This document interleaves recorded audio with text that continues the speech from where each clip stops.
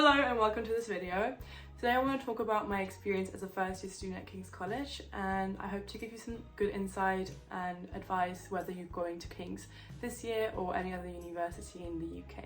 Today I want to talk about a few different things. I took some notes. Firstly, I'm going to talk about making friends. Then I will talk about Freshers Week, accommodation, the academic side of course, then societies, King's facilities, and lastly about London as a student city. If you have any other questions, please let me know, and I hope you enjoy.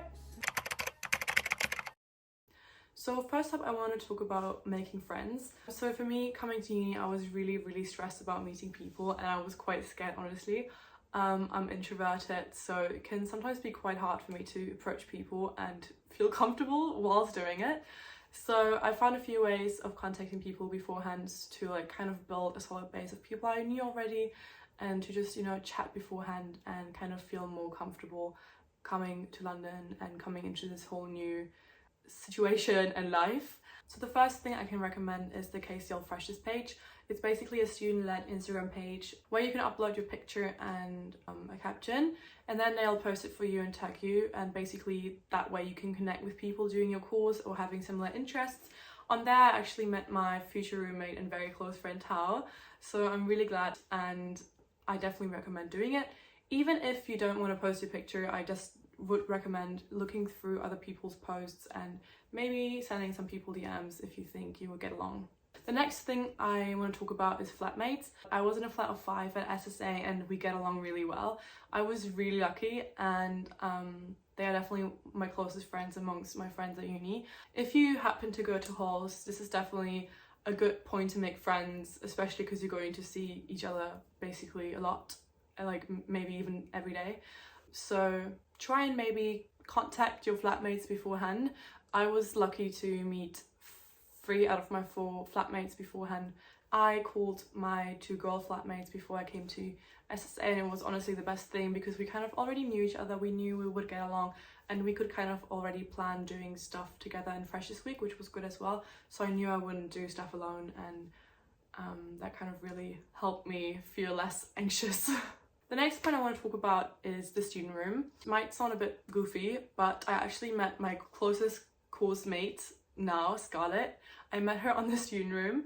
There's a lot of group chats on the student room and forums where you can just ask questions relating to your course, but also just chat and ask other people what course is studying.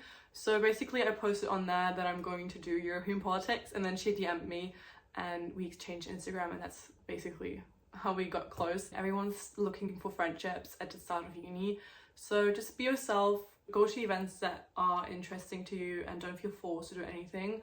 Just, stay true to yourself, and you're going to meet the people that are right for you. And I think as long as you put yourself out there, you're definitely going to make some good friends. The second topic is Freshers Week. I definitely recommend getting the King's Freshers app. It has all the events and dates summed up in one app, and you can basically create your own little schedule. It's really convenient, and it has everything at one point. And if you have questions regarding visa or anything else, you can go on there and just check it out. It has all the information on it. So I definitely recommend downloading that app. There's a code that you have to put in, but they will send the code in an email, I don't know, sometime in summer. So just look out for that. The second thing is Freshers Fair. I went to Freshers Fair with my flatmates and we had a lot of fun. Definitely try and go early if you can though, because the freebies are going to be gone by afternoon. And another tip, maybe try and come through one of the student groups. Me and my flatmates, we went through the international group, and we basically got to skip the queue, which was really convenient, and we just got in right away. Other people had to wait for an hour, I think. The next topic is clubbing. Obviously a big topic during Freshers Week. I actually wasn't a clubbing person at all before coming to uni, and I just kind of forced myself to go because I felt like I had to. Please don't feel that way, it's definitely not true. Just do whatever you feel like suits you. But I got the Freshers wristbands together with my flatmate Malvika, and we actually went, I think 2 or 3 nights in the first week, and honestly it was quite fun. I definitely would recommend getting the wristbands, especially if you are not from London or the UK and you don't really know the clubs yet. I think it's a good way of just getting around, not having to think too much about what club you're going to and just going with the flow. It's like one less thing to think about during freshers. I mean, if you do know your way around and you know which clubs are good and which are not good, then just get individual tickets. But I think especially if you're a stressed fresher from another country, the wristbands are definitely worth it. I would also say definitely don't be scared. It's going to get better in a few weeks. The few first weeks are definitely the most stressful, well, until exam and assignment season, but like mentally and socially definitely. But you'll get through it, you'll meet your people. Next, I'm going to talk about accommodation. I lived in SSA, Stamford Street apartment in Waterloo. It's a King's accommodation and I was really happy there. I really loved it. I loved my flat, I loved my room. I had a refurb room. So just for getting flats, what I definitely recommend is if you do want to stay in King's accommodation, look through the different buildings on the website and choose what's best for your budget, and then also location, just whatever you prefer. If you figure all that out, you can kind of narrow it down to a few that you would want to live in, and then you can start trying to fight for a room on the King's portal. Also, just about SSA in general, I honestly really liked it there. It's like a 15-minute walk from SSA to Strand, honestly, 15. If you like walk really fast, it's usually more like 20. If you walk with someone else, more maybe like 25. It's really slow actually. The area is quite nice. Honestly, Waterloo Station can be a bit dodgy, but it's nothing to worry about too much. Just don't go grocery shopping by yourself if you're a girl at 12 AM. But even if you do, you would probably be fine. I honestly really loved that it was so close to the tube station. It had a lot of shops. The only sad thing is there's basically only Sainsbury and Tesco Express. If you want to have anything else like an Aldi or Lidl, you have to travel further, which I didn't. I was too lazy, but you could. Oh yeah, and Waterloo Bridge. I mean, it's really nice that you can walk to uni, but at the same time, if there was like a storm or wind, it was really difficult to cross the bridge. I will miss the view. It's a really pretty view.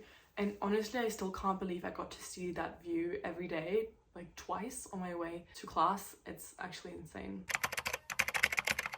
Okay, next up I'm going to talk about academics. First up, during Freshers Week, we had a study skills session. We had more study skills sessions later on during the year, but that really helped just kind of getting an idea what was expected of us to do. Usually we get assigned 3 readings per week per module, which can range from 10 to 30 pages. And then we would have to answer some questions whilst reading the text, and basically in the seminars you would then talk about these questions. Obviously that's not always the case in every seminar, but that's usually the case.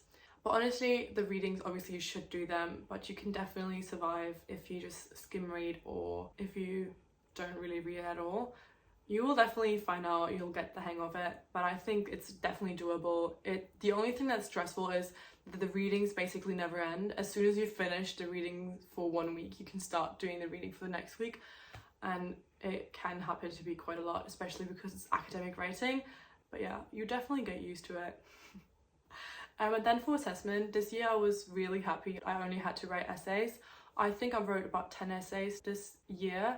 We also got the chance to submit formative assessments. So basically that's work that they will give you feedback on, but it doesn't count towards anything. And I think especially as a first year student, try and do that because it definitely gets you an idea where you stand and what you have to improve on, and also how the marking of your seminar leaders is going to be. Yeah, and then for my essays, I think I just tried to read as much as I could and just really get an overview of the topics. And I honestly kind of like writing essays, definitely more than writing exams, but that really depends from person to person as well. So talking about academic support and office hours, I honestly felt like there was good support. I usually went for office hours, especially after I got essays back and before I submitted essays, or if I had an outline written down and I wanted to just check with my seminar leader if what I have in mind is fine.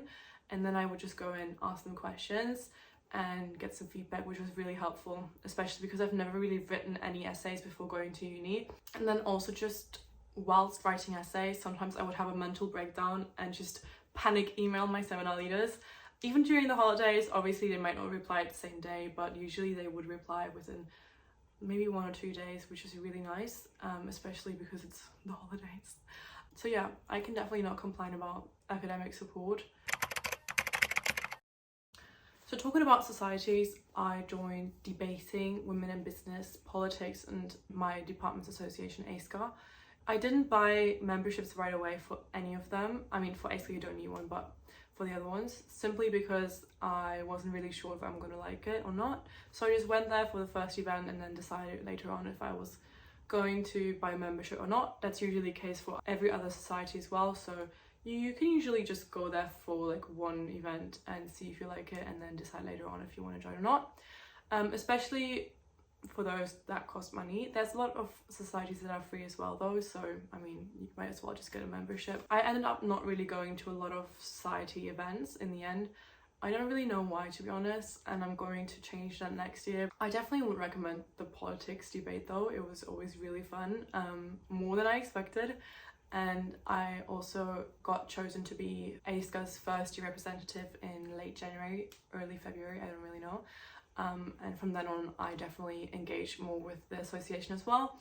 And if you are going to be in the Department of European International Studies next year, please come and visit us. It would be really fun. Just try out as much as you want and see what you really like in the end. It's just a nice way of engaging on a topic that you're really interested in with other people that are interested in as well.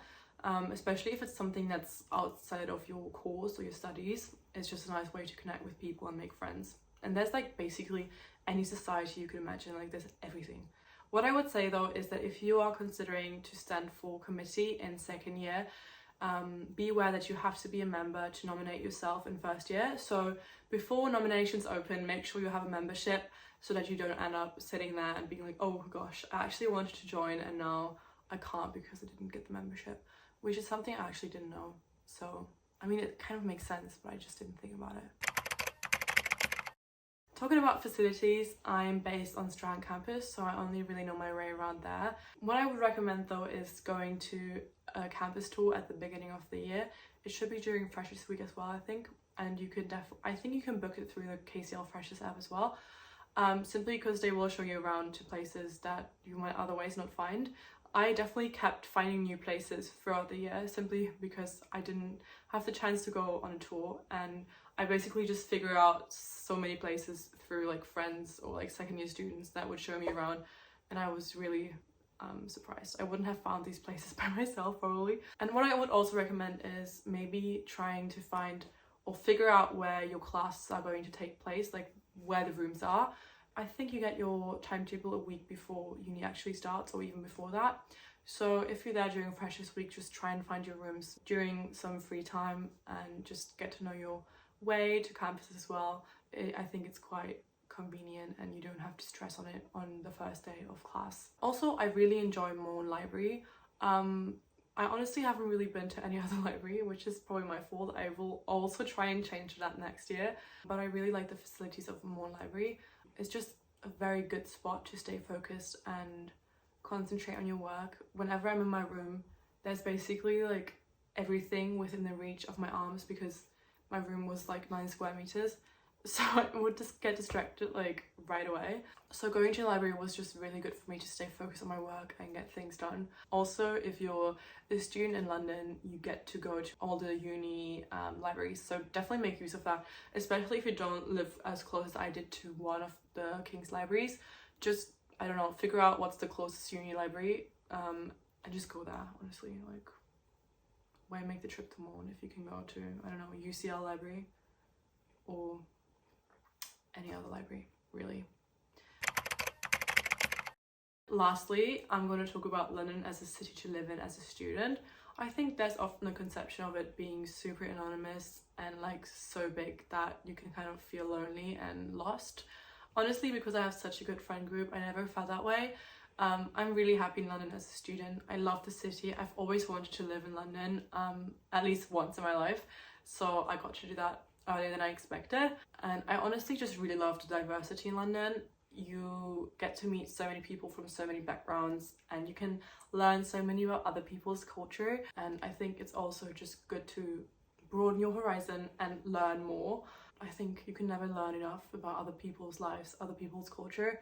And what better place to do that than in London? I just think that you never run out of things to do in London, and especially if you are a stressed student, having variety in your social life is definitely something to look out for.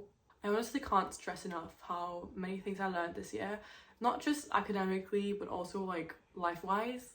I didn't expect that to happen actually at all, but I think going to university is definitely something to look forward to, and I feel super privileged every day that I'm able to study at King's College and learn so many things with people that have a vision and have interest in the same topics that I do. And I'm also super happy I got to meet the people that I met, and I have made such great friendships already, and I'm definitely positive that anyone else that's going to London or any other city in the UK can do that as well. So please let me know if you have any other questions, and I hope you enjoyed the video. Yeah, next video is definitely going to be a vlog again. Talking in front of a camera is harder than I expected. But yeah, good night. How do I make this like fun ending? Bye bye.